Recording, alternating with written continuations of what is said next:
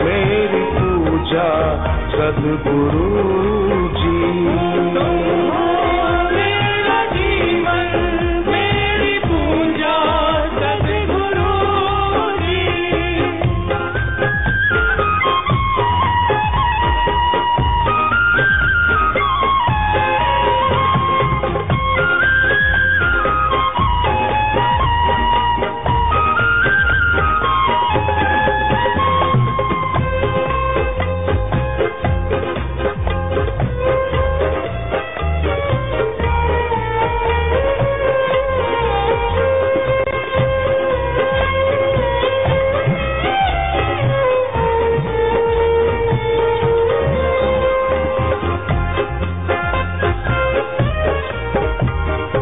वासुदेवाय।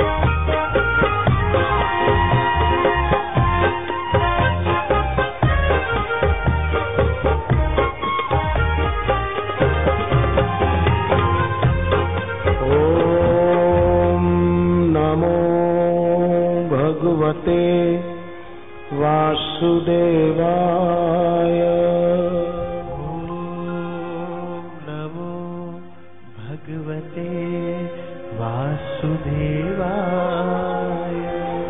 ओम नमो भगवते वासुदेवाय। ओम नमो भगवते वासुदेवाय। वासुदेवाय वासुदेवाय। ओम नमो भगवते वासुदेवाय। ओम नमो भगवते वासुदेवाय। वासुदेवाय वासुदेवाय। आप सभी जो सत्संग में आए हैं,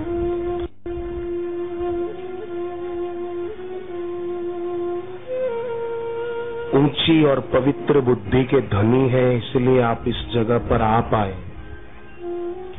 इसलिए ये बात मैं आपके आगे रख रहा हूं और अपने आगे भी।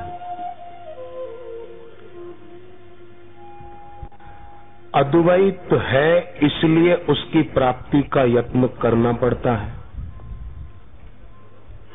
और द्वैत है इसलिए उसके अभाव का यत्न करना पड़ता है ना, कि मेरा द्वैत मिटे और मेरी भी अद्वैत में स्थिति हो, जैसी ज्ञानी महापुरुषों की, जैसी गुरुदेव की। खूब ध्यान देना।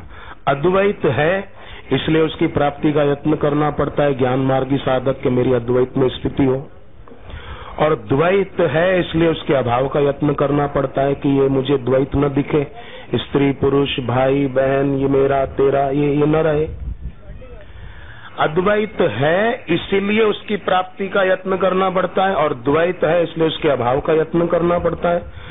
परंतु द्वैत और अद्वैत मेरा ही संकल्प है, उसको छोड़ते ही जो अवशेष रहे वही तत्त्वम असि। तत्त्वमसि अयम आत्मा ब्रह्म प्रज्ञानम ब्रह्म। है ही नहीं, संकल्प ही न रहा, न द्वैत न अद्वैत। हरि हरि हरि हरि।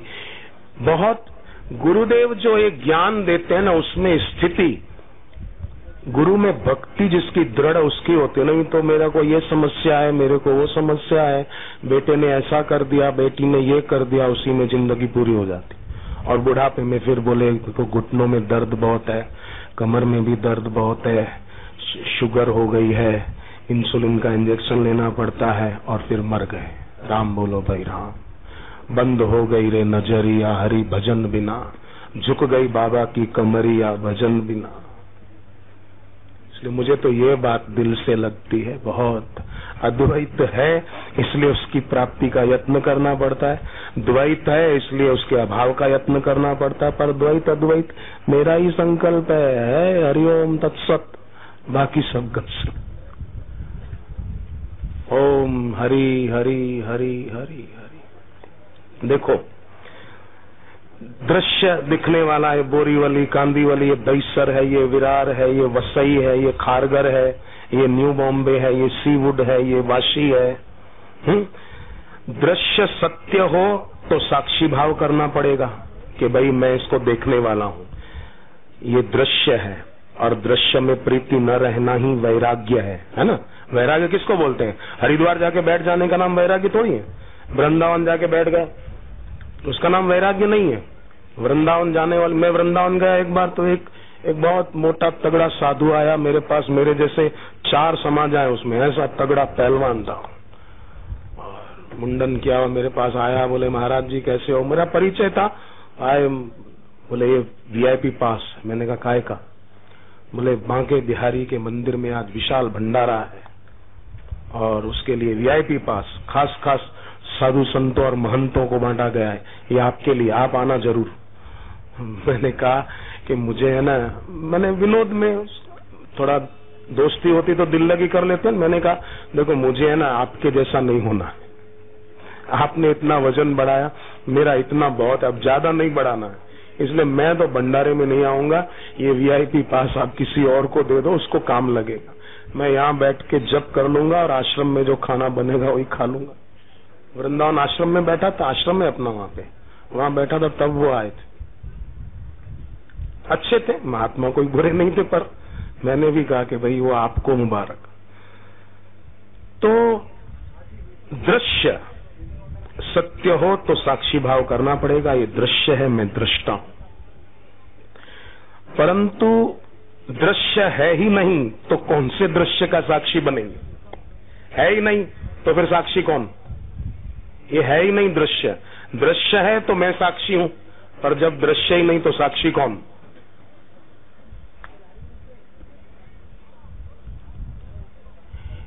इसीलिए बोलते हैं एक तुम ही आधार सद्गुरु, एक तुम ही आधार,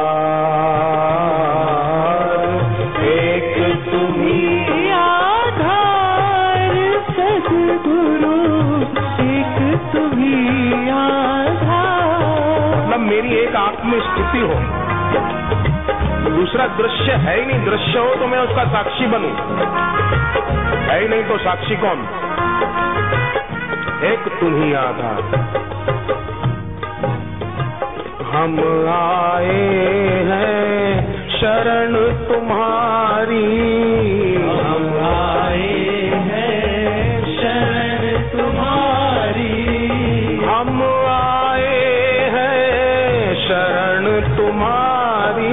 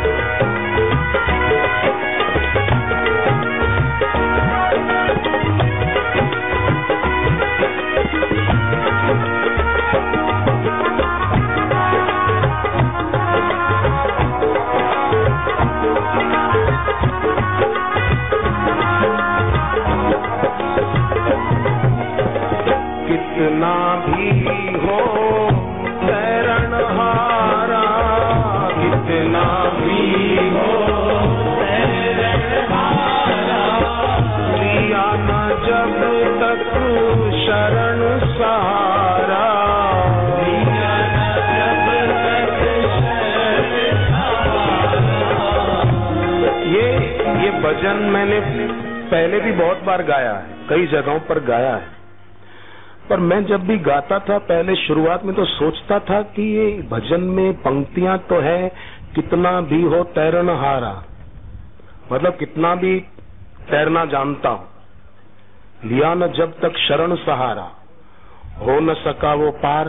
अब तैरने वाले को किसी का सहारा क्यों लेना पड़ेगा, वो तो तैर के पार हो जाएगा। जो तैरना जानता है वो सहारा थोड़ी खोजेगा। पर बात पते की, कितना भी हो तैरनहारा, लिया न जब तक शरण सहारा, हो न सका वो पार नहीं हो पाएगा। मतलब कितनी भी मनमाने ढंग से साधना करता हो, पर जब तक आत्मज्ञानी गुरु के चरणों में प्रीति नहीं होगी, भक्ति नहीं होगी, कितनी ही साधना कर ले, साधना का अभिमान बना रहेगा, साधना करने वाला बना रहेगा। मैं साधना करता हूं, मैं 4 बजे उठता हूं। मैं रोज, एक आदमी बहुत बोलता था कि अपने अहमदाबाद आश्रम में आश्रम वासियों को सबको फटकारता ही रहता था, जिसको देखो तुम क्या साधना कर, तुम लोग तो आलसी हो सब। मैं 3 बजे उठ जाता हूं और श्वासोश्वास की गिनती करता हूं 300 तक। तुम लोग कितनी गिनती करते हो, आलसी हो। 5 बजे तो उठते हो सोकर, क्या तुम साधना करोगे, क्या तुम भक्ति करोगे। 5 बजे उठते हो, मैं 3 बजे उठ जाता हूं। मैं नहीं उठता हूं, मैं 3 बजे नहीं उठता हूं। वो बोलता था मैं 3 बजे उठ के 300 श्वास गिनता हूं। वाह, अभी डॉलर गिन रहा है, अमेरिका में बैठा है। अब उसको रुपया कमाने की पड़ी, अमेरिका में डॉलर इकट्ठे कर रहा है। तो कितना भी हो तैरनहारा, लिया न जब तक। साधना मनमाने ढंग से कितनी करे, पर अपने गुरुदेव के चरणों में भक्ति नहीं है तो 300 श्वास गिनने वाला भी अभी डॉलर गिन रहा है। पर गुरु में भक्ति हो तो ऐसे कई भक्त तर जाते हैं, गुरु में भक्ति पक्की होने मात्र से। क्योंकि तभी तो दृश्य और साक्षी दोनों का अभाव, दृश्य भी नहीं, साक्षी भी नहीं।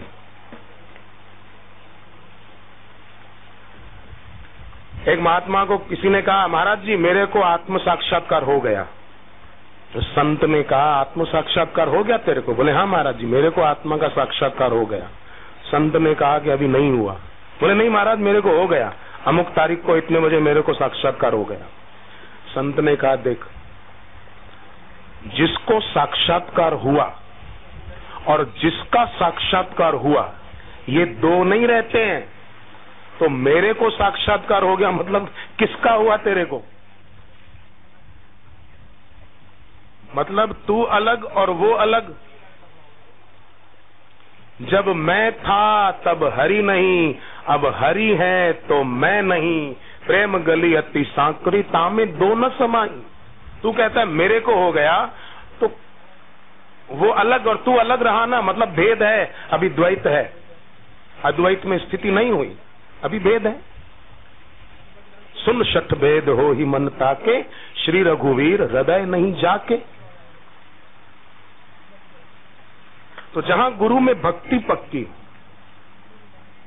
गुरु में भगवत भाव पक्का, एक तुम्ही आधार, ये बात पक्की हो। एक तुम्ही आधार मतलब केवल दुनिया की चीजों के लिए नहीं कि बापू एक तुम्ही मेरा आधार हो, मेरा ये हो जाए, मेरी बेटी की शादी हो जाए, मुझे नौकरी अच्छी मिल जाए, मैं रुपया खूब कमाऊं, इस अर्थ में नहीं।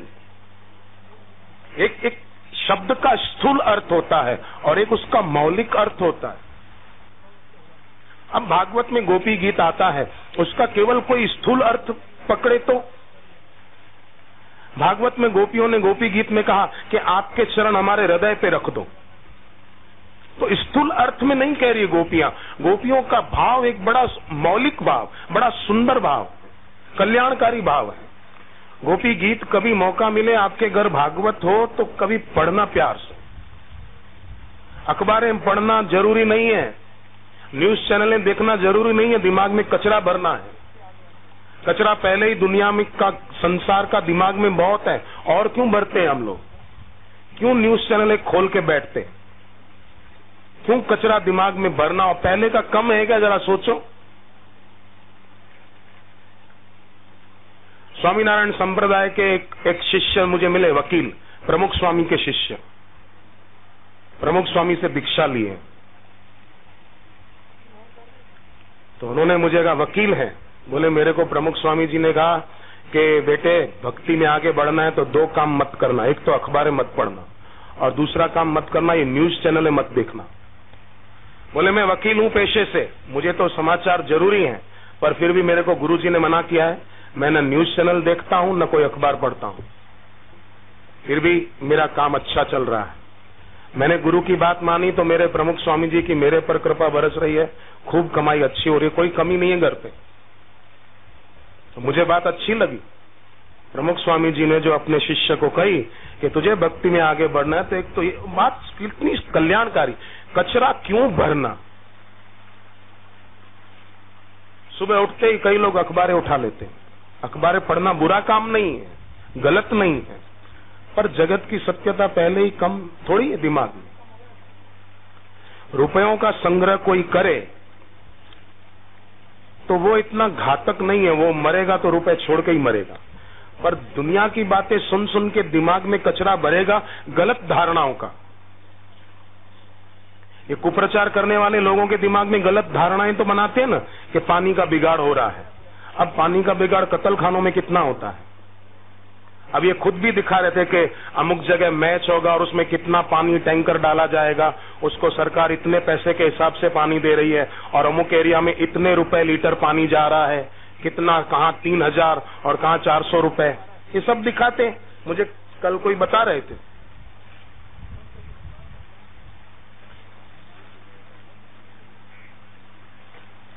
तो दिमाग में गलत धारणाओं का कचरा भरते। गधा किसको बोलते हैं? गधा का फुल फॉर्म क्या? ग माने गलत और था माने धारणा। जो गलत धारणा में जी रहा है उसी का नाम गधा है। ये गधा की पूरी परिभाषा है। गलत धारणा में जो जिए वही गधा है।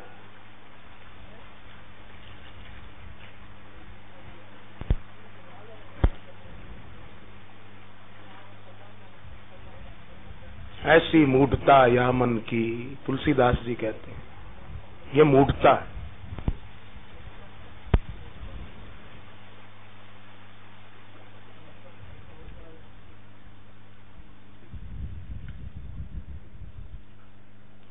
दूसरों के गुण में दोष देखना, इसको शास्त्र में असूया दोष कहा। असूया दोष, गुण में भी दोष खोज दे। जैसे मंत्रा कौशल्या माता में दोष देखती थी, राम जी में दोष देखती थी। जैसे दुर्योधन और शाकुनी कृष्ण भगवान में दोष देखते थे। कृष्ण उनको मायावी लगते थे।